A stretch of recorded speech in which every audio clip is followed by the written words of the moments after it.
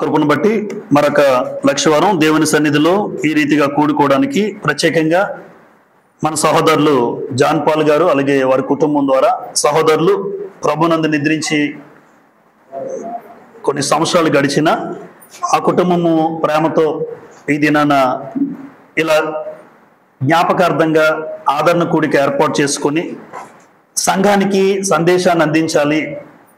ఎందుకంటే ఇది మనుషులకు సందేశాన్ని అందించాలని ఆలోచన అనుగ్రహించినటువంటి ఆ కుటుంబానికి ముందుగా దేవునికి కృతజ్ఞతలు చెల్లిస్తూ ఏర్పాటు చేసిన కుటుంబానికి చేరువచ్చిన పరిశుద్ధులందరికీ కూడా ప్రభుపేట వందనాలు చెల్లిస్తూ ఉన్నాను. మరణము గురించి మరికొన్ని వాస్తవాలు మనందరం తెలుసుకోవాలి. చాలాసార్లు మరణాన్ని గురించిన మాటలు విన్నాం. మరణాన్ని గురించి అనేక కోణాల్లో గ్రంథములో నుండి అనేక సందర్భాలు మనం విన్నాం. ఈ దినాన్ని కూడా మరణము పునరుత్థానము అని ఒక ఆలోచన ద్వారా అసలు మరణం అంటే ఏంటి, పునరుత్థానము గురించి గ్రంథములో తిరిగి లేపబడే పరిస్థితులు ఉన్నాయా లేదా అన్న ఆలోచన మనందరము కూడా కలిసి గ్రంథంలో నుండి ఆలోచన చేయడానికి సిద్ధపడదాం. మరణము అనగానే చాలా మందికి మరణం అంటే భయం ఉందా లేదా అని అడిగితే బయటికి చెప్పకపోయినా మరణం అంటే భయమే. రేపు నువ్వు చనిపోతావు అంటే రాత్రి చనిపోయే పరిస్థితులు, గుండె రాత్రి ఆగిపోయే పరిస్థితి. ఎందుకంటే అందుకే డేట్ ఆఫ్ డెత్ ఎవరికి తెలియదు, తెలియకూడదు కూడా. దేవుడు ఏ రోజున పిలుస్తారో ఆ రోజునే. రీసెంట్గా అహ్మదాబాద్ నుంచి లండన్ వెళ్తున్న ఆ ఏరోప్లేన్ క్రాష్ అయిన విధానం అందరూ చూశారు. విత్ ఇన్ సెకండ్స్లో సుమారు 270 మంది అట. ఈ రోజుకి 270. యాక్చువల్గా ఆ ప్లేన్లో ఉన్న వాళ్ళు 241 మంది చనిపోయారు. అయితే చుట్టుపక్కల ఉన్న పరిస్థితుల్లో 270 మంది లెక్క చూపిస్తున్నారు ఈ రోజుకి. భయంకరంగా చిన్న బిడ్డలు కూడా ఉన్నారు, కాలిపోయారు. రేపేమి సంభవించునో నీకు తెలియదు అంటాడు యాకోబు. నిజమే, రేపేమి సంభవించునో మనుషులకు తెలియకపోయినా చాలా మంది ఇష్టానుసారంగా ఇంకా బ్రతుకుతూ ఉంటారు. దేవుడిచ్చిన అవకాశం ఈరోజు సజీవులుగా ఉన్నామంటే నేను మరణించక ముందే ఎప్పుడు కూడా ఒక తీర్మానం, దేవునికి ఇష్టంగా ఉండాలి. మరణించే సమయానికి నా బ్రతుకు ఎలా ఉండాలంటే అనుకోవాలి అందరూ, మరణించే సమయానికి నా బ్రతుకు దేవునికి ఇష్టంగా ఉండాలి. హనోకు గురించి రాయబడిన మాట ఏంటి? హనోకు గురించి, హనోకు దేవునికి కొనుపోబడక మునుపు ఎలా ఉన్నాడు? ఇష్టడుగా ఉన్నాడు కాబట్టి కొనుపోబడ్డాడు. అది విషయం. హనోకు కొనుపోబడక మునుపు ఎవరికి ఇష్టంగా ఉన్నాడు? దేవునికి. అంటే దేవుని దగ్గరికి వెళ్ళాలి, మరణించిన తర్వాత మనం అక్కడికి వెళ్ళాలి అంటే ఖచ్చితంగా ఆ చివరి దినము, నువ్వు చనిపోయే చివరి క్షణం నీ బ్రతుకెలా ఉందో దేవుడు చూస్తాడు. దాన్ని బట్టే పరలోకం, దాన్ని బట్టే నరకం. అంటే ఈరోజు మనుషులందరూ భూమి మీద మహా అయితే 70-80 అని గ్రంథంలో రాశారు, కానీ మోషే 70-80 కూడా లేని పరిస్థితి కనబడుతూ ఉంటుంది. అందుకే ఏ రోజున నీ రోజు ఏంటో తెలియదు, నా రోజు ఏంటో తెలియదు. అయితే సమయం ఇస్తున్న దేవుని పట్ల ఏమనుకోవాలంటే ఖచ్చితంగా నా జీవితాన్ని నేను చనిపోయే ముందు, ఏ రోజు చనిపోతానో తెలియదు కనుక ఎప్పుడు కూడా సిద్ధపాటు కలిగి రేపేంటో, ఎందుకంటే రేపు మందమ్మ ఈరోజు మాత్రమే. అందుకే రేపు మంది కాదు అంటాడు యోబు, మనము నిన్నటి వారమే అంటాడు. ఎందుకంటే నిన్న నీ జీవితంలో జరిగిపోయింది కాబట్టి రేపు తెలీదు. అలాంటప్పుడు ప్రతి ఒక్కరము కూడా ఈ మరణాన్ని గురించి కొన్ని విషయాలు ఈ రోజున ఆలోచించేద్దాం. వాస్తవానికి మరణము అనగానే, మరణం అంటే అర్థాలు ఎడబాటు, విడిచిపోవుట, వేరైపోవుట. ఏంటి ఎడబాటు అంటే మనిషి తనకున్న బంధువుల నుంచి ఏమవుతాడు?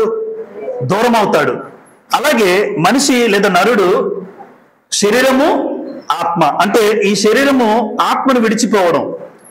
అంతే కదమ్మా, నరుడు అంటే శరీరము ఆత్మ ఈ రెండు కలిపే నరుడు అన్నాడు దేవుడు. అయితే ఈ శరీరము ఆత్మ నుండి వేరైపోతుంది. దాన్ని వేరైపోవట లేదా వేరొకట లేదా విడిచిపోవట, దాన్ని ఏమన్నాము ఇప్పుడు? మరణము అన్నాము.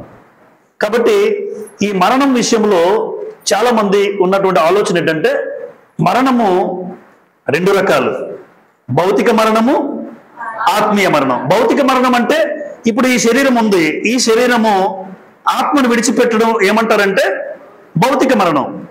ఆత్మీయ మరణం అంటే ఒక వ్యక్తి దేవుణ్ణి విడిచిపెట్టడం లేదా దేవునికి దూరం అవ్వడం. వ్యక్తి దేవునికి దూరం అయితే అది ఆత్మీయ మరణం. ఇంకా బాగా అర్థం అవ్వాలంటే ఆది కాండంలో ఆదాము ఏ మరణం పొందాడు? అలా ఆదాము భౌతిక మరణం పొందలే. అయితే భౌతిక మరణం ఆదాము పొందాడా? ఒక రోజున ఉంది. ఆదాముకే కాదు, భూమి మీద పుట్టినటువంటి ప్రతి మానవుడికి భౌతిక మరణం అనేది ఉంది. ఖచ్చితంగా పుట్టినవాడు గిట్టక తప్పదు. అయితే ఆత్మీయ మరణం ఆ రోజే ఆది కాండము ప్రారంభం 2వ అధ్యాయంలోనే ఆదాము చనిపోయాడు. ఎలా చనిపోయాడు అంటే ఆత్మీయంగా చనిపోయాడు. దేవుని మాట వినలేని వాడు దేవుని మాట వినలేని వాడు ఆత్మీయంగా చనిపోయిన వాడితో సమానం. అందరూ ఆలోచించాలి. దేవుని మాట వినకుండా నీ ఇష్టానుసారంగా బ్రతికేవనుకోండి, భూమి మీద బ్రతుకుతావు. ఎలా బ్రతుకుతాడు? భౌతికంగా బ్రతుకుతాడు, కానీ ఆత్మీయంగా చనిపోయినవాడు. చాలా మందికి అది లెక్క రాదు. ఆ వ్యక్తి ఏమనుకుంటాడంటే భూమి మీద బాగున్నాను కదా అనుకుంటున్నాడు. ఆలోచించండి, ఆదాము కూడా భూమి మీద 930 సంవత్సరాలు బ్రతికాడు. ఎందుకు? ఆత్మీయంగా దేవుని దగ్గర నుంచి చనిపోయాడు, దేవుని వద్ద నుండి దూరం అయ్యాడు. అంటే ఆత్మీయ మరణము అనగానే దేవునికి ఆ వ్యక్తి దూరం అవడం. భౌతిక మరణం అంటే శరీరము ఆత్మ రెండు వేరవడం. రైట్. ఇప్పుడు శరీరాన్ని బ్రతికించేది ఏంటంట? అంతే కదమ్మా, ప్రాణం ఉన్నంత వరకే అంటాడు. అంటే శరీరాన్ని బ్రతికించేది ప్రాణము, ఆత్మను బ్రతికించేది జీవము. ఇది శరీరాన్ని బ్రతికించేది ప్రాణం. లేవియ కాండం 17వ అధ్యాయం చూడండి. లేవియ కాండము 17వ అధ్యాయం ప్రాణం గురించి అక్కడ రాయబడిన మాట. లేవియ కాండము 17వ అధ్యాయం 11వ వచనం చదువుదాం. రక్తము దేహమునకు ప్రాణము, మీ నిమిత్తము ప్రాయశ్చిత్తము చేయనట్లు బలిపీఠం మీద పోయేటకై దానిని మీకు ఇచ్చితిని. రక్తము దానిలోనున్న ప్రాణమును బట్టి ప్రాయశ్చిత్తము చేయను. ఇప్పుడు 11వ వచనం ప్రారంభంలో రక్తము దేహమునకు ఏమన్నాడు అంటే, ఇప్పుడు దేహాన్ని బ్రతికించేది లేదా శరీరాన్ని బ్రతికించేది ఏంటి? ప్రాణం. ఈ శరీరం ఎంతవరకు ఉంటుంది? ప్రాణం ఉన్నంత వరకే. గుండె ఆగిపోయింది అనుకోండి, గుండె ఆగిపోతే ప్రాణం పోయింది. అంటే శరీరాన్ని బ్రతికించేది ఏంటి? ప్రాణం. మరి ఆత్మను బ్రతికించేది ఏమన్నాడు? జీవము. జీవము అంటే మరణము లేని జీవితం. ఇప్పుడు ఆత్మను బ్రతికించేది ఏంటన్నాడంటే జీవము అన్నాడు. చూడండి, కొలస్సీలకు రాసిన పత్రిక 3వ అధ్యాయం. కొలస్సీలకు రాసిన పత్రిక 3వ అధ్యాయం 4వ వచనం చదువుదాం. 3 పైనున్న వాటి మీదనే గాని భూ సంబంధమైన వాటి మీద మనస్సు పెట్టుకొనకుడి. ఏలయనగా మీరు మృతి పొందితిరి, మీ జీవము క్రీస్తుతో కూడా దేవుని యందు దాచబడి ఉన్నది. ఏంటి దాచబడి ఉంది? జీవము దాచబడి ఉంది అన్నాడు. అంటే శరీరాన్ని బ్రతికించేది ప్రాణం. ప్రాణం పోతే ఆ మనిషి చనిపోయాడు అంటారు. ఆత్మను బ్రతికించేది ఎవరైనా అడిగితే ఆత్మను బ్రతికించేది జీవము. ఆ జీవము క్రీస్తు ప్రభుతో కూడా దాచబడి ఉందట. ఎవరిదంట? చూడండి, మీ జీవము క్రీస్తుతో కూడా దేవుని యందు. 4వ వచనం, మనకు జీవమై ఉన్న క్రీస్తు. ఈరోజు జీవం ఎవరై ఉన్నారు? ఈరోజు జీవము అంటే మరణము లేని జీవితం ఎవరి చేతుల్లో ఉంది? క్రీస్తు ప్రభు దగ్గర ఉంది. ఆ మరణము లేని జీవితమే జీవము. ఆత్మను బ్రతికించేది జీవం. యోహాన్ రాసిన మొదటి పత్రిక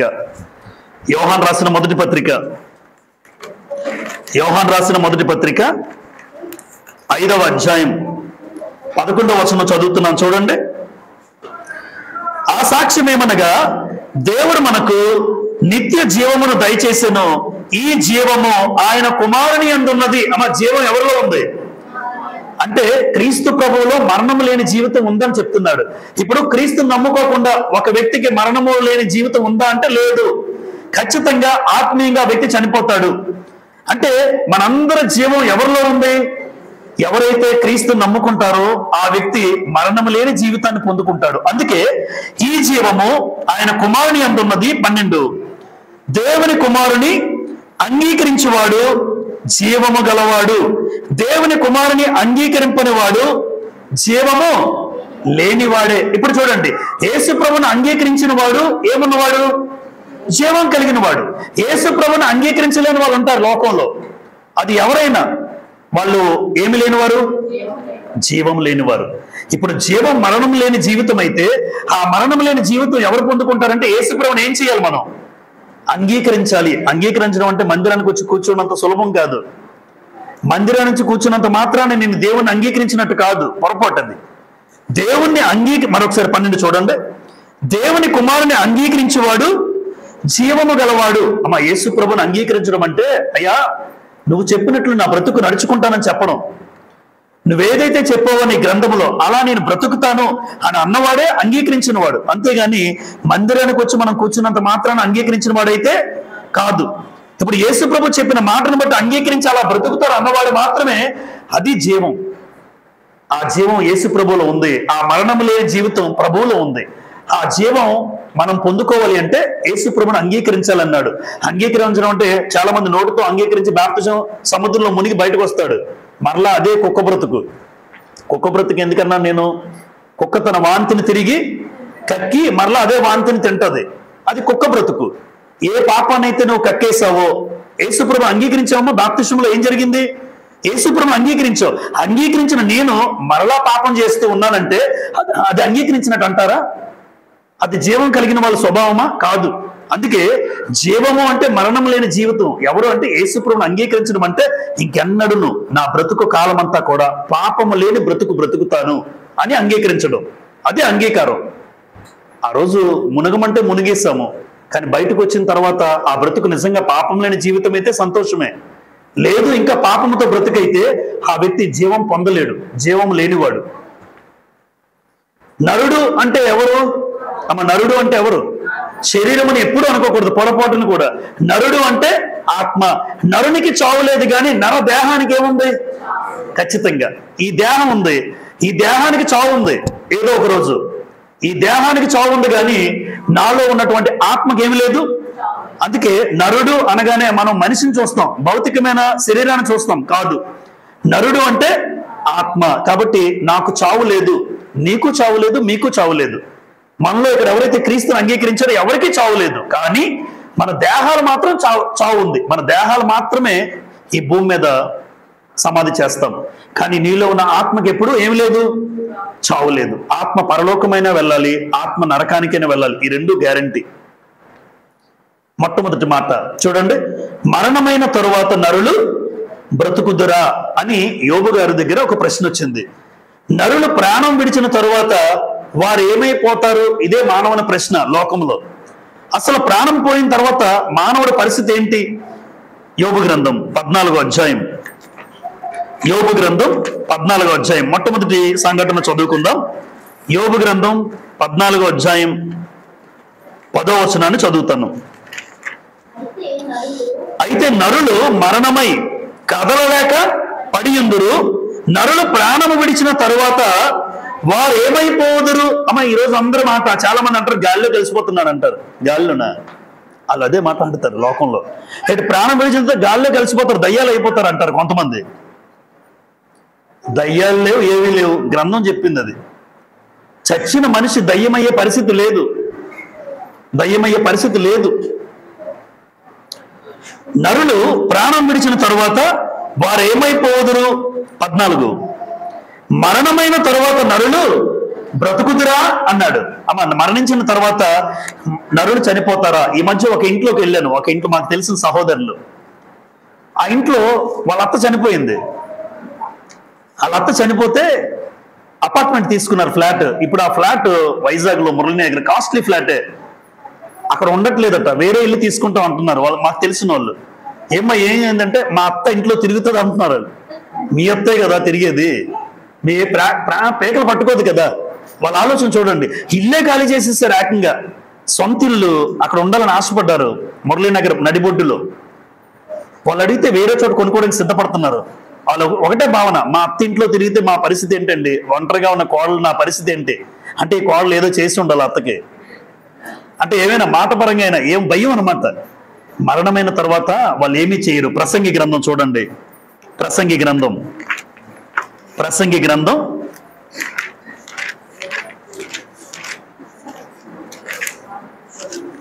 9వ అధ్యాయం 5-6 వచనాలు చదువుతాను.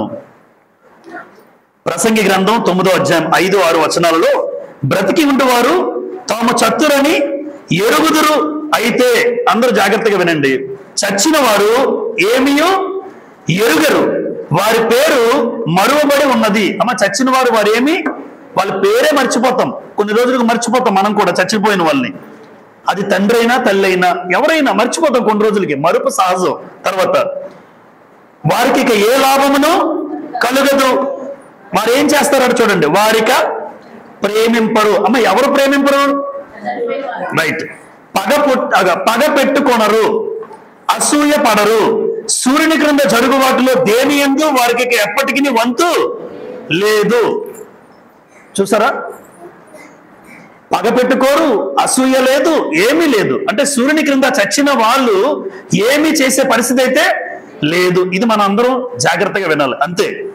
అంతేగాని పగ పెట్టుకుంటారు, ఇంట్లో తిరుగుతారు, వాళ్ళు ఏమో చేస్తారని అపోహలు. వాస్తవం ఇదంతా ఏంటంటే మనిషికి ఉన్నటువంటి భయం. అమ్మ భయం ఏదైనా చేస్తుందండి. మీరు ఏదైనా నమ్ముతారా? నీకున్న భయమే, భయం ఏదైనా చేయగలదు. కాబట్టి చచ్చిన వాళ్ళు పగ పెట్టుకునే అవకాశం లేదు, వాళ్ళ పేరే మర్చిపోతామన్నాడు. అసూయపడరు, పగ పెట్టుకోరు. రైట్. కాబట్టి ఇప్పుడు మరణమైన తరువాత నరులు బ్రతుకుదురా? నరులు ప్రాణం విడిచిన తరువాత వారు ఏమైపోవదురు అంటే, ఈ మాటకి సమాధానం చెప్పాలంటే ఎవరైనా జ్ఞాని కలిగిన వాడైనా చెప్పాలి, జ్ఞానం కలిగిన వాడు చెప్పాలి.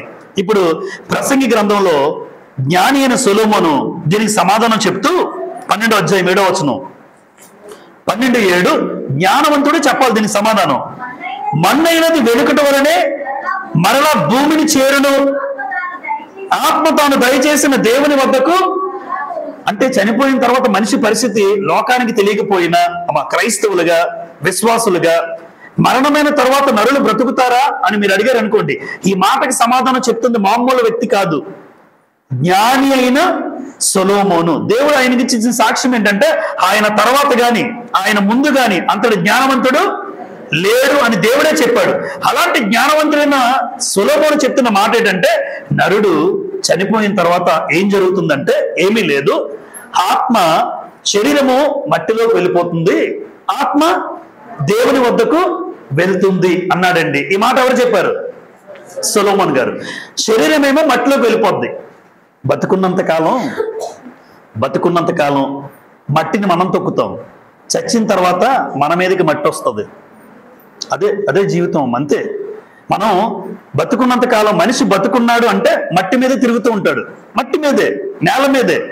కానీ చనిపోయిన తర్వాత తారుమారు అవుతుంది, నీ మీదకే మట్టి వస్తుంది. అదే జీవితం. శరీరము మట్టిలోకి వెళ్ళిపోతుంది, ఆత్మ దేవుని దగ్గరికి వెళ్తుంది. చాలా మంది ఈ మాట విని ఆత్మ దేవుని దగ్గరికి వెళ్ళిపోతుంది అని చదివి ఊరుకుంటాం. ఆత్మ దేవుని దగ్గరికి ఎందుకు వెళ్తుంది? ఆత్మ పెట్టిన వాళ్ళు ఎవరు?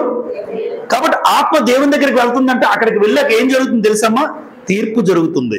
ఇప్పుడు శరీరం మట్టిలో కలిపేస్తారు, నా ఇష్టానుసారంగా నేను బతుకుతాను, ఆత్మ దేవుని దగ్గరికి వెళ్ళిపోతుంది అని చదువు ఊరుకుంటే సరిపోదు. ఆత్మ దేవుని దగ్గరికి ఎందుకు వెళ్తుంది అంటే, ఈ బ్రతికే కాలంలో ఉంటుంది చూసారా, పుట్టుకకి చావుకి మధ్య ఉన్న ఆ కాలాన్ని ఏమంటారంటే జీవితం. నీ పుట్టుకకి చావుకి మధ్య ఉన్నదే జీవితం. ఈ జీవితం నువ్వు ఎలా బ్రతికావు, దేవుని కోసం ఎలా బ్రతికావు, దేవుని నమ్ముకున్న తర్వాత నువ్వు ఎలా ఉన్నావు, ఈ బ్రతుకు లెక్కంతా కూడా చెప్పాల్సింది ఎవరు? ఆత్మ. అందుకే మన్నైనది మట్టిలోకి వెళ్ళిపోతుంది, ఆత్మ ఎక్కడికి వెళ్తున్నాడు? ఎందుకు దేవుని దగ్గరికి ఆత్మ వెళ్ళాలి అంటే లెక్క చెప్పాలి. ఎలా బ్రతికావు, ఏం చేసావు, నీకు ఇచ్చిన ఆయుష్కాలము 60 సంవత్సరాలు ఇచ్చాను, ఏం బ్రతికావు అంటే అప్పుడు చెప్పుకోవాలి మనందరం. కొరింథీయులకు రాసిన 2వ పత్రిక, లేదంటే ఇక్కడే 11వ అధ్యాయం 9వ వచనం చదువుదాం. యవ్వనుడా, నీ యవ్వనమందు సంతోషపడు, నీ యవ్వన కాలమందు నీ హృదయం సంతుష్టిగా ఉండదేమో, నీ కోరిక చొప్పున నీ దృష్టి యొక్క ఇష్టము చొప్పున ప్రవర్తింపము. అయితే వీటన్నిటిని బట్టి దేవుడు నిన్ను తీర్పులోనికి తెచ్చునని. అంటే తీర్పులోకి వచ్చేది శరీరం అనుకుంటున్నారా? తీర్పులోకి వచ్చేది ఏది కాదు, శరీరం కాదు, ఆత్మ. అందుకే ఆత్మ ఎక్కడికి వెళ్తుంది? ఎందుకు దేవుని దగ్గరికి వెళ్తుందంటే, నీ బ్రతుకంతా బండారం అంతా ఆ రోజు బయటపడుతుంది. నువ్వు బ్రతుకు బండారం, ఏం చేసావు, ఎక్కడికి వెళ్ళావు, ఏం తిన్నావు, ఎవరితో ఉన్నావు, నీ పని ఏంటి, ప్రతిదీ కూడా తీర్పు దినాన ఆత్మ చెప్పాలి, లెక్క చెప్పాలి. 14 చూడండి, 12:14. ఘోరమైన ప్రతి అంశమును గూర్చి దేవుడు విమర్శ చేయనప్పుడు ఆయన ప్రతిక్రియను అది మంచిదే గాని చెడ్డదే గాని ఏం చేస్తాడు? తీర్పులోనికి తెస్తాడు. అంటే ఆత్మ వెళ్తుంది అని చదువుతున్నాం కదా, ఆత్మ ఎందుకు వెళ్తుందంటే దేవుని దగ్గర నిలబడి ఒక్కసారి నీ బ్రతుకంతా చెప్పేసే, మంచి చెడ్డ తీర్పులోకి వెళ్తుంది. అందుకే 2 కొరింథీ పత్రిక 5వ అధ్యాయం 10వ వచనంలో పౌలు గారు ఈ మాట చెప్తారు సుమారుగా 2 కొరింథీ 5:10 ఈ మాట మనం చదువుతాం.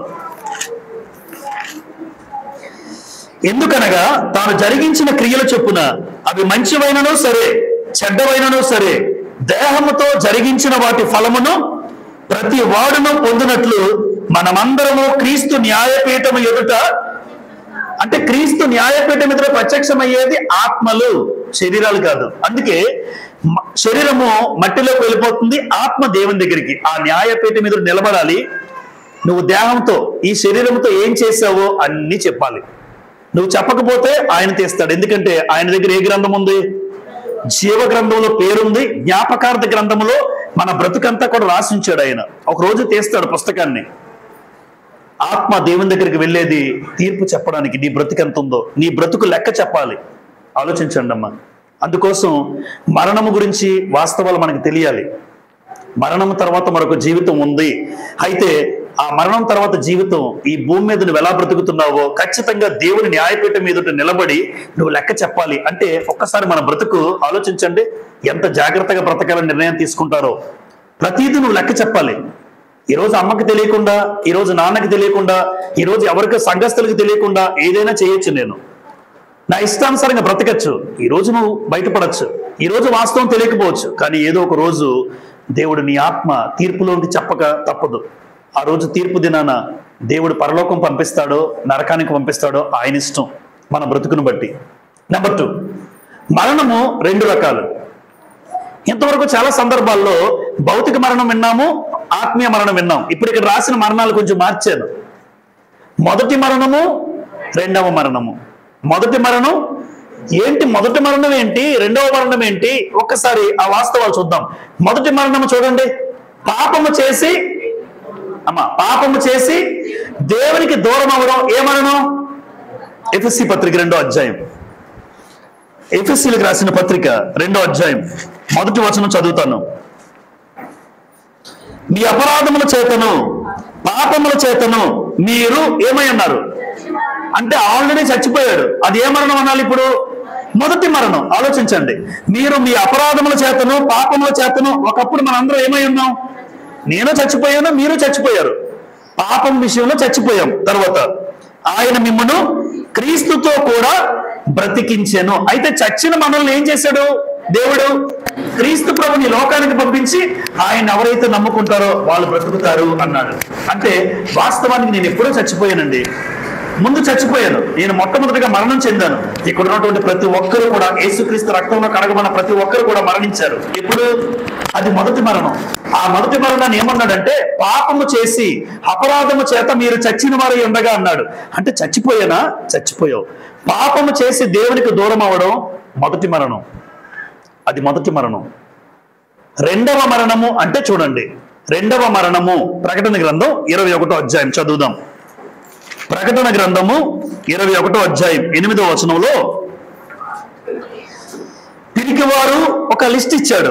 అవిశ్వాసులు, అసహ్యులు, నరహంతకులు, వ్యభిచారులు, మాంత్రికులు, విగ్రహారాధకులు, అబద్ధికులందరూ అగ్ని గంధకములతో మండు గుండములో పాలు పొందుదురు. ఇది ఏ మరణం? ఇది రెండవ మరణం. అయితే ఆల్రెడీ ముందే ఉండాలి. అది వాస్తవానికి మొదటి మరణం అని లేదు గ్రంథంలో. లేకపోయినా ఇది రెండవ మరణం అన్నాడంటే ముందు ఏ మరణం అయి ఉండాలి? ఆల్రెడీ నేను ముందు చచ్చిపోయానా? అవును. మీ అపరాధముల చేత పాపముల చేత మీరు ఒక్కప్పుడు చచ్చిపోయారు. అది మొదటి మరణం. ఇప్పుడు రెండవ మరణం అర్థం ఏంటంటే దేవుడు అవకాశం ఇచ్చాడు మా అందరికీ. అప్పుడు నేను చచ్చిపోయాను, కరెక్టే. అయితే దేవుడు నాకు ఒక అవకాశం ఇచ్చాడు. అరే మనోహర్, నీకంటూ ఒక బ్రతుకు ఉంది. నువ్వు క్రీస్తుని అంగీకరిస్తే, క్రీస్తుని నమ్ముకుని నువ్వు బ్రతికితే మరలా నీకు ఒక బ్రతికిస్తాను. అంటే దేవుడు అవకాశం ఇచ్చాడు నాకు, మనందరికీ. ఇలా దేవుడు అవకాశం ఇచ్చిన ఆయన మాటలు తృణీకరించి నా ఇష్టానుసారంగా బ్రతికేవాడు ఏ మరణం పొందుతాడంటే ఏ మరణం? రెండవ మరణం. ఇప్పుడు దేవుని యొక్క అవకాశం ఇచ్చినప్పుడు ఆ అవకాశం నేనేం చేసుకోవాలి? సద్వినియోగం చేసుకోవాలి. అయ్యా ఒకప్పుడు చచ్చిపోయాను, అది మొదటగా మరణించాను. చచ్చిపోయిన నన్ను మరలా క్రీస్తు ప్రభువును బ్రతికించావు, ఒక బ్రతుకునిచ్చావు, ఒక జీవితాన్ని ఇచ్చావు. ఎంత అద్భుతమైన రక్షణ పొందుకుని ఈ జీవితాన్ని సంఘానికి నడిపించిన ఈ యొక్క అద్భుతమైన జీవితాన్ని విడిచిపెట్టి మరలా నేను చచ్చిపోవడానికి సిద్ధంగా లేను అని మనం తీర్మానం చేసుకోవాలి. ఒకప్పుడు చచ్చిపోయావా? అవును.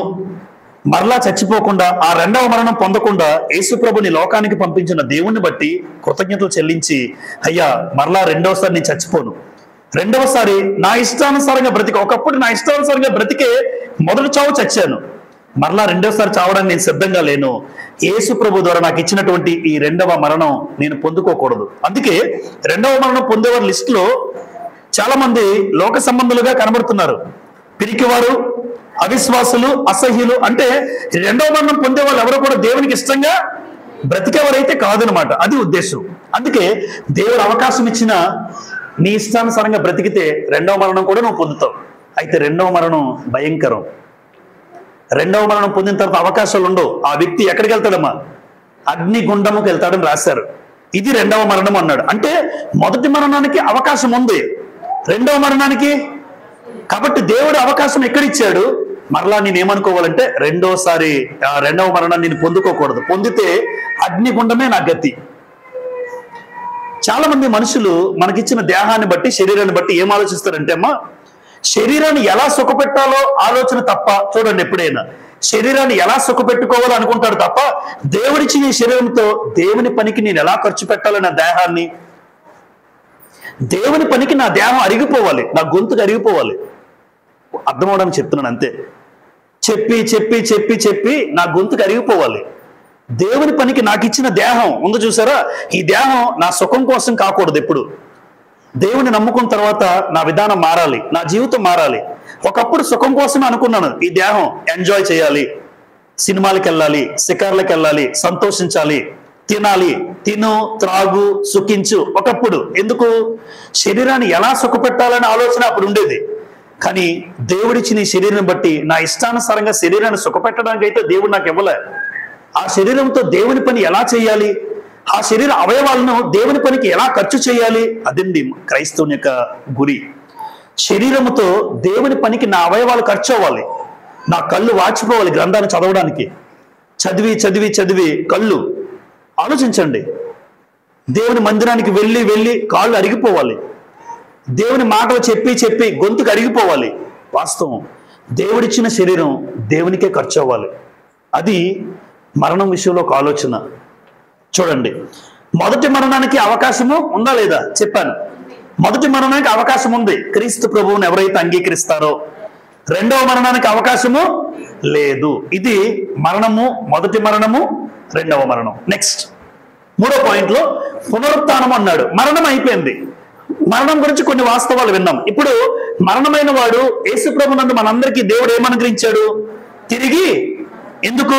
యేసు ప్రభుని మూడో దినాన్ని తిరిగి దేవుడు లేపాడు. చదువుదాం ఒక మాట. అపోస్తుల కార్యాలు 3వ అధ్యాయం. అపోస్తుల కార్యములు 3వ అధ్యాయం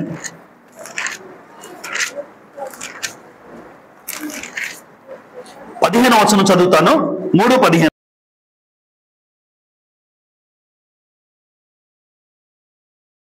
లేదా అంటే యేసుప్రభు మరణించారు, తిరిగి ఆయన జీవితంలో పునరుత్థానం చెందాడా? ఆదివారం ఏంటి? ఆదివారం చేసుకునే మనం ఆరాధన, అది ఏ దినం? ప్రభు దినమే. అది పునరుత్థాన దినం. అంటే యేసు ప్రభు శుక్రవారం సిలువ వేయబడితే ఆయన లేచింది ఏ రోజు? ఆదివారం. అది పునరుత్థాన దినం. అంటే యేసు ప్రభుని బట్టి మనకు ఒక నమ్మకం ఏమొచ్చిందంటే మరణించిన వాడికి మరొక జీవితం ఉంది. దేవుడు యేసు ప్రభుని ఎలాగైతే 3వ రోజున లేపాడో, చనిపోయిన నన్ను కూడా యేసుక్రీస్తుని అంగీకరించి నేను కూడా మరణిస్తే నాకు కూడా మరొక బ్రతుకుంది, నన్ను కూడా దేవుడు లేపుతాడు. అదే పునరుత్థానం. అదే పునరుత్థానం. ఆ పునరుత్థానంలో మరలా 2, మొదటి పునరుత్థానం, రెండవ పునరుత్థానం. మరణంలో 2 చెప్పాను, మొదటి మరణము, రెండవ మరణం. ఇప్పుడు పునరుత్థానంలో అసలు మొదటి పునరుత్థానం ఏంటి, రెండవ పునరుత్థానం ఏంటి? చూడండి, మొదటి పునరుత్థానం అంటే క్రీస్తునందు రక్షింపబడిన స్థితి. ఒక రకంగా అర్థం కావాలంటే, అంటే బాప్తిజం ఎవరైతే పొందారో అమ్మ దాన్ని ఏమంటారు తెలుసమ్మా? అది మరలా ఈ మాట గ్రంథంలో లేదు. రెండవ పునరుత్థానం అనే మాట ఉంది, చూపిస్తాను నేను. అంటే మొదటి పునరుత్థానం ఎందుకంటానంటే, ఒక రోజున సుమారుగా కొన్ని సంవత్సరాల క్రిందట 2016లో నేను బాప్తిజం తీసుకున్నప్పుడు, అప్పటి వరకు కూడా తీసుకెళ్లారు, సముద్రం దగ్గర తీసుకెళ్లారు. దేవుని కుమారుని అంగీకరిస్తున్నావా అంటే అంగీకరిస్తున్నాను అన్నాను. తండ్రి, కుమార, పరిశుద్ధాత్మ నామములో బాప్తిజం ఇవ్వడానికి నన్ను ముంచారు. ముంచినప్పుడు నన్ను తిరిగి లేపారమ్మా, అది మొదటి పునరుత్థానం. అంటే ఆ రోజు నేను చనిపోయాను, అపరాధముల చేతను పాపముల చేతను చచ్చిన వారిగా. ఆ మొదటి మరణం ఉంది చూసారా, మొదటి మరణం ఉన్నప్పుడు మొదటి పునరుత్థానం ఉండాలా కాదా? మొదటి మరణం ఏంటి? లోకం దేవుడు తెలియక ముందు నా ఇష్టానుసారంగా బ్రతికి పాపం చేసి చచ్చిపోయాను. అలా చచ్చిపోయిన నాకు మరలా పునరుత్థానం ఇచ్చాడు బాప్తిస్మం ద్వారా. ఆ రోజు బాప్తిస్మం పొందుకున్నప్పుడు తిరిగి నన్ను లేపారు సముద్రంలో నుండి. ఆ లేపడమే దాని ఉద్దేశం ఏంటంటే అది మొదటి పునరుత్థానం. అప్పుడే మొదటి పునరుత్థానం కలిగింది అందరికీ. మొదటి మరణం పొందిన వాడు మొదటి పునరుత్థానం పొందుతాడు, అది బాప్తిస్మం ద్వారా. అది మొదటి పునరుత్థానం. ఇప్పుడు రెండవ పునరుత్థానం ఏంటి? ప్రకటన గ్రంథం 20వ అధ్యాయం చూడండి. ప్రకటన గ్రంథం 20వ అధ్యాయం, ప్రకటన గ్రంథం 20వ అధ్యాయం 6వ వచనం చదువుదాం. ఈ మొదటి పునరుత్థానములో మాట మాట్లాడే చూడండి. ఏ పునరుత్థానం అన్నాడు? దాన్ని మొదటి పునరుత్థానం అన్నాడు. ఈ మొదటి పునరుత్థానములో పాలుగలవారు ధన్యులను పరిశుద్ధులై ఉందురు. ఇట్టి వారి మీద రెండవ మరణమునకు అధికారము లేదు. రెండవ మరణానికి అధికారము లేదు. అంటే బాప్తిజం పొందిన వాడు జాగ్రత్తగా బ్రతికితే రెండవ మరణానికి అవకాశం ఉందా లేదా?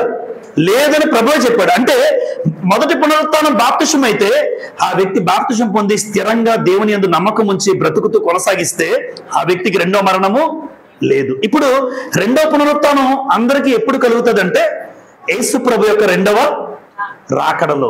మొదటి పునరుత్థానం అనేది మనం కేవలం బాప్తిజం పొందితే అది మొదటి పునరుత్థానం. ఎందుకు? పాప విషయంలో చచ్చిపోయిన నన్ను నీటిలోంచి మరలా లేపారు, అది మొదటి పునరుత్థానం. మరి రెండో పునరుత్థానం ఒక వ్యక్తి ఎప్పుడు పొందుకుంటాడు అంటే యేసు ప్రభు యొక్క రెండో రాకడలో. ఆయన వస్తాడు ఒక రోజున బోర ధ్వనులతో ఆయన ఊది రెండవ ఆకాశం లేదా మధ్యాకాశానికి వచ్చినప్పుడు ఆ రెండో రాకడలో ఖచ్చితంగా మనం లేపబడతాం. అదే తెస్సలోనిక పత్రిక 4వ అధ్యాయంలో రాసి ఉంటుంది. ప్రతి ఒక్కరూ కూడా చదువుదాం, ఒక మాట చదువుదాం. మొదటి తెస్సలోనికలు రాసిన పత్రిక, మొదటి తెస్సలోనికలు రాసిన పత్రిక 4వ అధ్యాయం, మొదటి తెస్సలోనికలు రాసిన పత్రిక 4వ అధ్యాయం 15వ చదువుతాను, 14 నుంచి. యేసు మృతి పొంది తిరిగి లేచినను మనం నమ్మిన ఎడల అదే ప్రకారం యేసునందు నిద్రించిన వారిని దేవుడు ఆయనతో కూడా వెంట పెట్టుకుని. చూసారమ్మా, ప్రభు ఎలాగైతే లేపబడ్డాడో యేసునందు నమ్మకం ఉంచి నిద్రించిన వారు కూడా ఒక రోజున లేపబడతారు. మేము ప్రభు మాటను బట్టి మీతో చెప్పినది ఏమనగా, ప్రభు రాకడ వరకు సజీవులమై నిలిచి ఉండి మనము నిద్రించిన వారి కంటే ముందుగా ఆయన సన్నిధి చేరము. ఆర్భాటముతోను ప్రధాన దూత శబ్దముతోను దేవుని బోరతోను పరలోకము నుండి ప్రభువు ఒక రోజున ఆయన దిగి వస్తాడండి. దిగి వచ్చేటప్పుడు బతుకున్న వాళ్ళు ఎవరైతే వాళ్ళ జీవితం కాపాడుకున్నారో దేవునికి అనుకూలముగా వాళ్ళు సజీవులుగా వెళ్తారు. అంతకన్నా ముందు ఎవరు వెళ్తారంటే దేవుని నమ్ముకుని మనకన్నా ముందు చనిపోయిన వాళ్ళు ఉంటారు. సజీవులుగా ఉన్న వాళ్ళు కాకుండా ముందు చనిపోయిన వాళ్ళు, దేవునికి ఇష్టంగా బ్రతికిన వాళ్ళు, ముందు వాళ్ళు లేపబడతారు. ఆ తర్వాత సజీవులుగా భూమి మీద ఉన్న వాళ్ళు ఆయనతో పాటు కొనుక్కోబడతారు. ఇది రెండవ పునరుత్థానం. అర్థమైందమ్మా? మొదటి పునరుత్థానం అంటే బాప్తిస్మం. ఆ రోజున చచ్చిపోయిన వాళ్ళు నేను లేపారు, అది మొదటి పునరుత్థానం. రెండవ పునరుత్థానం అందరికీ ఒకేసారి కలుగుతుంది, అది క్రీస్తు ప్రభు యొక్క రెండవ రాకడలో. ఇప్పుడు ఈ రెండవ రాకడలో రెండవ పునరుత్థానంలో జరిగే సంఘటన ఏంటంటే యోహాను సువార్త 5వ అధ్యాయం, యోహాను సువార్త 5వ అధ్యాయం, యోహాను సువార్త 5వ అధ్యాయం 28, 29 చదువుతాను. దీనికి ఆశ్చర్యపడకుడి, ఒక కాలం వచ్చుచున్నది, ఆ కాలమున సమాధుల్లో ఉన్న వారందరూ ఆయన శబ్దం విని మేలు చేసిన వారు ఏ పునరుత్థానం అన్నాడమ్మా? జీవ పునరుత్థానమునకును, కీడు చేసిన వారు తీర్పు పునరుత్థానమునకును బయటకి వస్తారు. అంటే మేలు చేసిన వాళ్ళు ఉంటారు, నెంబర్ 2 కీడు చేసిన వాళ్ళు. ఇక్కడ మేలు కీడు అంటే మంచి చేయడం కాదు, మంచి చేయడం వస్తుంది, కానీ మేలు అంటే దేవునికి ఇష్టంగా బ్రతికిన వాళ్ళు అని అర్థం. కీడు అంటే దేవుడు చెప్పినట్టు కాకుండా వాళ్ళ ఇష్టానుసారంగా బ్రతకడము, అంటే దేవునికి వ్యతిరేకంగా బ్రతికేవాడు కీడు చేసినవాడు, దేవునికి అనుకూలంగా బ్రతికినవాడు మేలు చేసినవాడు. ఇప్పుడు రెండో రాకడలో రెండో పునరుత్థానం ఒక వ్యక్తి లేపబడాలి అంటే ఆ వ్యక్తి ఖచ్చితంగా తన జీవితాన్ని కాపాడుకుంటూ క్రీస్తు ప్రభులో కొనసాగేవాడే జీవ పునరుత్థానం అన్నాడు. అంటే జీవం పొందుకుంటాడు. లేదు అంటే ఎందులోకి వెళ్తాడు? తీర్పు, పునరుత్థానం అన్నాడు. అపోస్తుల కార్యాలు 24వ అధ్యాయం. అపోస్తుల కార్యములు 24వ అధ్యాయం 15వ వచనాన్ని ప్రారంభం నుంచి చదువుతాను. ఒకసారి చూడండి. ప్రారంభ వచనం 24, 15, 14, 15 కలిపి ఉన్నాయి. ధర్మశాస్త్రమందును ప్రవక్తల గ్రంథముల యందును వ్రాయబడి ఉన్నవన్నీ నమ్మి, తర్వాత చూడండి, నీతిమంతులకును అనీతిమంతులకును పునరుత్థానము కలగబోచున్నదని. అమ్మ, ఎవరెవరికి పునరుత్థానం కలుగుతుంది? నీతిగా బ్రతికేవాడికి, నెక్స్ట్ అనీతిగా అవినీతి పరుడికి. చూడండి, నీతిమంతులు, అనీతిమంతులు, మేలు చేసిన వారు, కీడు చేసిన వారు, ఎవరికైనా ఏది ఉందని చెప్తున్నాడు? గ్యారంటీ. పునరుత్థానం అనేది గ్యారంటీ, బ్రతకడం అనేది గ్యారంటీ. కారణం ఏంటి? నరునికి చావు లేదు, దేహం మాత్రం కప్పెట్టేస్తారు ఇక్కడ. కానీ నరుడికి ఏమి లేదు, చావు లేదు. కాబట్టి నువ్వు మేలు చేసినా ఒక రోజు లేవాలి, కీడు చేసినా దేవుడు నిన్ను లేపుతాడు. నీతిగా బ్రతికినా లేపుతాడు, అనీతిమంతులు కూడా దేవుడు లేపుతాడు. అయితే వాళ్ళకు ఉన్నటువంటి తీర్పును బట్టి వీళ్ళు జీవ పునరుత్థానం పొందుకుంటారు, వీళ్ళు తీర్పులోకి వస్తారు. నిత్య గుండము, నిత్య నరకానికి దేవుడు వీళ్ళు నడిపిస్తాడు. లేపడం గ్యారంటీ. ఈ భూమి మీద చాలా మంది అనుకుంటారు, భూమి మీద బ్రతికేస్తున్నావు చాలు, తర్వాత పరిస్థితి తర్వాత చూడొచ్చు. తర్వాత పరిస్థితి నీకు భయంకరం. తర్వాత యుగ యుగాలు, ఈ కాలంలో 60, 70, మహా అయితే 80. కానీ యుగ యుగాలు దేవునితో ఉండే జీవితం ఎప్పుడు నరకం చేసుకోకూడదు ఎవరున్నా. ఎందుకు అంటే యుగ యుగాలు అంటే కేవలం 60, 70 కాదు కదా. ఈ 60, 70 సంవత్సరాల జీవితం నువ్వు జాగ్రత్తగా కాపాడుకుంటే, నీతిగా బ్రతికి మేలు చేసిన వాడిగా ఉంటే ఆ జీవ పునరుత్థానానికి అర్హుడు అవుతావు, అర్హత పొందుకుంటావు. యేసు ప్రభు సిలువ వేయబడ్డాడు. ఆయన సిలువ వేయబడినప్పుడు కుడిపక్క ఒక దొంగ ఉన్నాడు, ఎడం పక్క ఒక దొంగ ఉన్నాడు. మధ్యలో ఎవరున్నారు? యేసు ప్రభు ఉన్నారు. అక్కడ యేసు ప్రభుతో ఎడం పక్కన దొంగ అంటాడు, నువ్వు దేవుని కుమారుడు అయితే చూడండి, నిన్ను నువ్వు కాపాడుకొని మమ్మల్ని కూడా కాపాడచ్చు కదా, ఇంకా దొంగతనం చేస్తాడు భూమి మీద. ఉద్దేశం అదే మరి. అంతేగాని అక్కడ కుడిపక్కున్నాడు అంటాడు, అరే మనకి శిక్ష న్యాయమే, ఎందుకు మనం దొంగతనం చేసి బతికేవాళ్ళు, ఆయన ఏ తప్పు చేయలేదు. ఆఖరికి సిలువ మీద చనిపోతున్నా కూడా నీ బుద్ధి మారదు, అక్కడ కూడా నువ్వు మారు మనసు పొందవా అని కుడిపక్కున్నాడు అంటాడు ఎడం పక్కడితో. ఆయన్ని అలా అంటున్నావు కదా, అప్పుడు అంటాడమ్మా, యేసు నువ్వు మరలా వచ్చినప్పుడు నన్ను, నీ రాజ్యంతో వచ్చినప్పుడు నన్ను జ్ఞాపకం చేసుకో అంటే. అక్కడ కూడా ఒక మంచి మాట అంటాడండి. చూడండి, లూకాసు వార్త 23వ అధ్యాయం. కుడిపక్కున్న దొంగ ఒక శ్రేష్టమైన మాట మాట్లాడతాడు. లూకాసు వార్త 23వ అధ్యాయం 40వ వచనం చదువుదాం. అయితే రెండవ వాడు వాడిని గద్దించి, నీవు అదే శిక్షా విధిలో ఉన్నావు గనుక దేవునికి భయపడవా? చూసారమ్మా, అరే నీకు ఇంకా బుద్ధి రాలేదురా. అక్కడ కూడా ఏమంటున్నాడు, నిన్ను కాపాడుకొని నన్ను కాపాడంటున్నాడు తప్ప ఇక నా జీవితం ఈ సిలువ మీద ఉన్నాడు. అక్కడ కూడా బుద్ధి రాలేదు. చాలా మందికి బుద్ధి రాదండి. మీరు ఎన్ని దెబ్బలు కొట్టండి వారు మారడు. చూడండి, చాలా మంది జీవితాలు ఈ దెబ్బ మీద దెబ్బ పడుతున్నా, జీవితం అంతా కూడా నాశనం అయిపోతున్నా, మనిషి మార్పు రాకపోతే ఎలా? కుడిపక్కన దొంగ అర్థం చేసుకున్నాడు యేసు ప్రభువుని, అయ్యా నన్ను జ్ఞాపకం చేసుకున్నాడు. ఇప్పుడు నువ్వు దేవునికి భయపడవా అన్నాడు. ఇప్పుడు చూడండి, దేవునికి భయపడితే, దేవునికి భయపడితే మారు మనసు వస్తుంది ఎవరికైనా. ఇప్పుడు కుడిపక్కన దొంగ ఎడం పక్కన వాడితే ఏమన్నాడు, నువ్వు దేవునికి భయపడవా? ఎందుకు దేవునికి భయపడాలి అంటే, దేవునికి భయపడితే జీవితం బాగుంటుంది. దేవునికి భయపడే వ్యక్తులు మీరు ఎవరైనా చూడండి, దేవునికి భయపడే వ్యక్తి చాలా జాగ్రత్తగా బ్రతుకుతాడు. ఎందుకు అంటే ఆ వ్యక్తి మారు మనసు పొందుతాడు. ఇప్పుడు ఈ ఎడం పక్కన వ్యక్తికి ఏముందో చెప్పండి.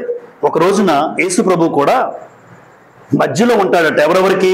రక్షణ పొందిన వారు ఉంటారు, రక్షణ పొందిన వారికి ఆయన వేరు చేస్తాడు. పాడారు చెల్లి, గుంపులు అన్నారు. ఏ గుంపులు నువ్వు ఉంటావో నిజమే. ఎడం పక్క న్యాయాధిపతి గురించి మాట్లాడుతూ గొర్రెలు మేకలు ఒక రోజున వేరు చేస్తాడు. ఆ వేరు చేసే సమయంలో, క్రీస్తు ప్రభు వేరు చేసే సమయంలో నేను ఎక్కడుంటాను ఆలోచించండి. నీకు దేవునికి భయపడితే నీ బ్రతుకు బాగుంటుంది. రేపు పొద్దున్న ఏం మరణిస్తే నా పరిస్థితి ఏంటి? ఈ రాత్రి చనిపోతే, ఈ రాత్రికి నేను కన్ను మూస్తే నా పరిస్థితి ఏంటి అన్న ఆలోచన ఎంతమంది మనుషులకు ఉందో చెప్పండి. లేదండి, నేను ఇంకా బతికేస్తాను అనుకుంటాను. నేను కూడా ఎన్నో సంవత్సరాలు ఉంటాను, ఎన్నో సంవత్సరాలు బతుకుతాను, చెప్పలేము ఏ రోజు ఏం జరుగుతుందో.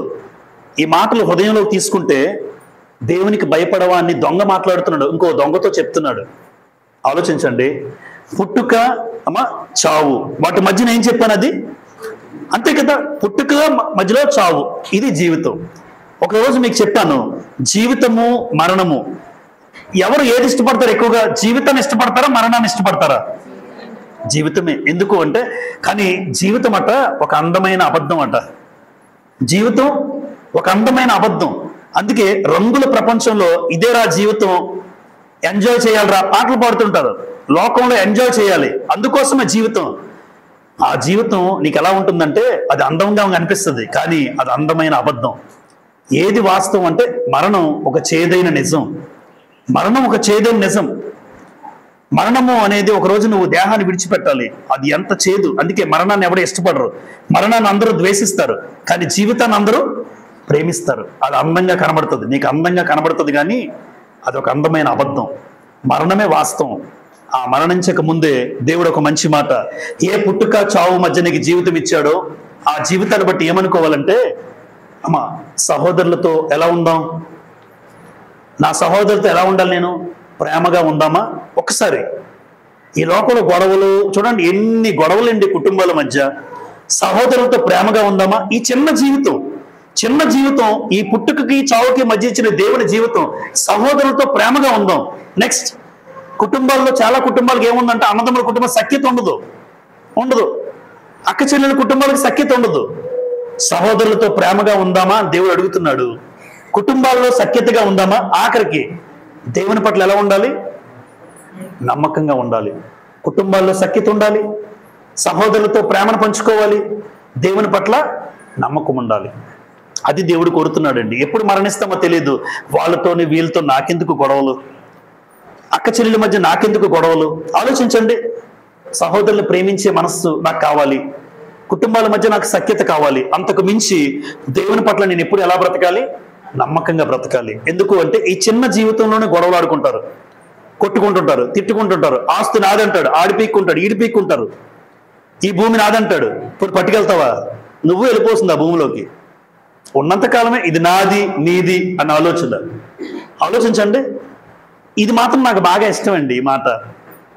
కంక్లూజను, గర్భంలో శిశువు ఉంటాడు, గర్భంలో శిశువు, భూలోకంలో మనిషి అనుకోండి. అందరూ చూడండి బోర్డు మీద, గర్భంలో శిశువు, భూలోకంలో మనిషి మనమే. గర్భంలోని శిశువుకి మరొక లోకం ఉందని తెలియదు, గ్యారంటీ. గర్భంలో ఉన్న శిశువుకి, ఆ తల్లి కడుపులో ఉన్న గర్భంలో ఉన్న శిశువుకి మరొక లోకం ఉందని తెలియదు. అందుకే బయటకు రాగానే ఏడుస్తాడు. ఏంట్రా ఇక్కడ ఎక్కడున్నాను, లోపల ఉన్నాను కదా. ఒక్కసారిగా బయటకు వచ్చేసరికి ఏదో ప్రపంచంలోకి వచ్చినట్టు, వాస్తవానికి ఒక ప్రపంచం ఉందని, భూలోకం నేను వస్తానని ఆ వాడికి తెలియదు. అందుకే సడన్ గా ఆ లోకానికి వచ్చేసరికి ఏడుస్తాడు. భూలోకంలో ఉన్న మానవుడు కూడా గమనించండి, భూలోకంలో ఇప్పుడు మనం బతుకుతున్నాం కదా, మరొక లోకం ఉందని తెలియదు. ఇది ఎంత వాస్తవమో, గర్భంలో ఉన్న శిశువుకి మరొక లోకం ఉందని తెలియడం ఎంత వాస్తవమో, భూమి మీద బ్రతుకుతున్న మనిషికి నరకం అనే లోకం ఉందని తెలియదు. అందుకే భూమి మీద మానవుడు కూడా చచ్చిన తర్వాత ఏం చేస్తాడు? ఏడుస్తాడు. ధనవంతుడు ఏం చేస్తాడు? ధనవంతుడు, అయ్యా భూమి మీద నాకు తెలియదు, సుఖపడ్డాడు, బహుగా సుఖపడ్డాడు, తిన్నాడు, త్రాగాడు, తిరిగాడు, ఇష్టానుసారంగా బ్రతికాడు. చచ్చిన తర్వాత పాతాళంలో యాతన పడుతుంటే, బాబు మరొక లోకం ఉందా? అప్పుడు తెలిసింది. నాకంటే నా జీవితంలో అయిపోయింది, నాకు అన్నదమ్ములు ఉన్నారు అన్నాడు. 5 అన్నదమ్ములు ఉన్నారు, కనీసం వాళ్ళకైనా చెప్తానంటే, మరణించిన తర్వాత నువ్వేం చెప్తావు? చూసారమ్మా, గర్భంలో శిశువు మరొక లోకం ఉందని తెలియక లోకంలోకి వచ్చేటప్పుడు ఏడుస్తాడు. భూలోకంలో మానవుడు మరొక లోకం, ఆ భయంకరమైన నరకం అనే లోకం ఉందని తెలియక వాడు కూడా ఒక రోజున ఏడుస్తాడు. ఈ ఏడ్చే పరిస్థితి ఎవరికి రాకూడదు. శిశువుని గురించి అందుకే చెప్పాను. శిశువు ఏడుస్తాడా? ఏడుస్తాడు. నేను ఒక రోజు ఏడ్చే పరిస్థితి ఈ రోజు ఇక్కడ ఉన్నటువంటి మనందరికీ రాకూడదు అంటే, మరొక లోకం ఉందని తెలిసి నీ బ్రతుకు మార్చుకొని మారు మనస్సు పొంది, యేసు ప్రభు కుడిపక్కున్న దొంగ ఎలాగైతే ఉన్నాడో, ఎంతగా దేవునికి భయపడ్డాడో. ఒకటి, దేవునికి భయపడితే మనకి జీవితం బాగుంటుందండి. మరణించిన తర్వాత కూడా నువ్వు దేవునితో ఉంటావు. కాబట్టి మరణము, పునరుత్థానము, ఈ మాటలో మరణాన్ని గురించి ఉన్న మొదటి మరణము, రెండవ మరణం, పునరుత్థానం, మొదటి పునరుత్థానం, రెండవ పునరుత్థానం. ఈరోజు దేవుని మాటలు విన్నాము. ఒక్కసారి మన బ్రతుకు కాలంలో మరణిస్తాను ఏదో ఒక రోజున, కనీసం స్థానిక సంఘంలో ఉన్న సహోదరులతో, కుటుంబస్తులతో ప్రేమను పంచుకుంటూ, కుటుంబాల మధ్య ఐక్యత కలిగి దేవునికి నమ్మకంగా మనం బ్రతకాలని, ఆ మరణాన్ని గురించి వాస్తవాలు విన్నాం. ఏ రోజు ఎవరెప్పుడో తెలియదు కనుక ఏ రోజైనా సిద్ధపాటు కలిగి నన్ను దేవుడు తీసుకుంటే ఆయన తీసుకునే సమయానికి ఎలా ఉండాలి? దేవుడికి నేను ఇష్టుడిగా ఉండాలి, ఇష్టుడిగా ఉండాలి.